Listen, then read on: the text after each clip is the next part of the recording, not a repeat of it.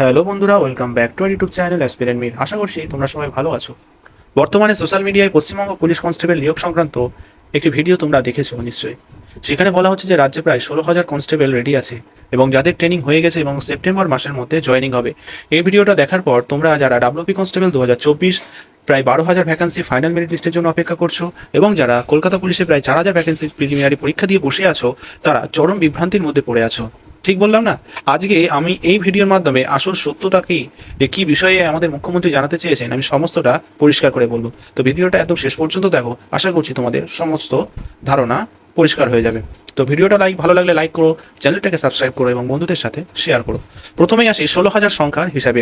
তোমরা অনেকেই বলছো যে দাদা, বর্তমানে তো কোনো ব্যাচ আটকে নেই, যাদের ট্রেনিং শেষ হয়ে গেছে, তাহলে উনি কার কথা বলেছে, মানে আমাদের মাননীয় মুখ্যমন্ত্রী তিনি কার কথা বলেছেন?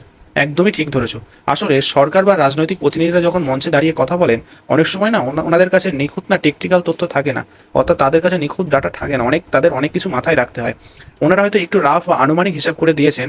একটু ভালো করে তোমরা লক্ষ্য করবে যে ডাব্লিউপি কনস্টেবল 2024-এর ভ্যাকান্সি প্রায় 11,749, আর কলকাতা পুলিশ কনস্টেবল ভ্যাকান্সি প্রায় 3,969টি। এই দুটো যোগ করলে কিন্তু প্রায় 16,000 হয়।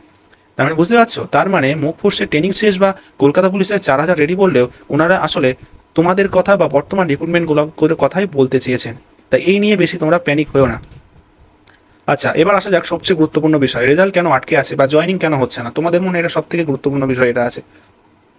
আমরা যে ভিডিওটা দেখলাম, যে ভিডিওতে স্পষ্টভাবে বলা হয়েছে যে কলকাতা হাইকোর্টে যে ওবিসি সার্টিফিকেট বাতিল সংক্রান্ত রায়ের ওপর একটি বড় আইনি জটিলতা তৈরি হয়েছে এবং রাজ্যের ক্যাবিনেটে নতুন সিদ্ধান্ত নিলেও পুরো বিষয়টা এখনও দেশের সর্বোচ্চ আদালত অর্থাৎ সুপ্রিম কোর্টে বিচারাধীন রয়েছে। তোমরা না জানো সেই বিষয়টা।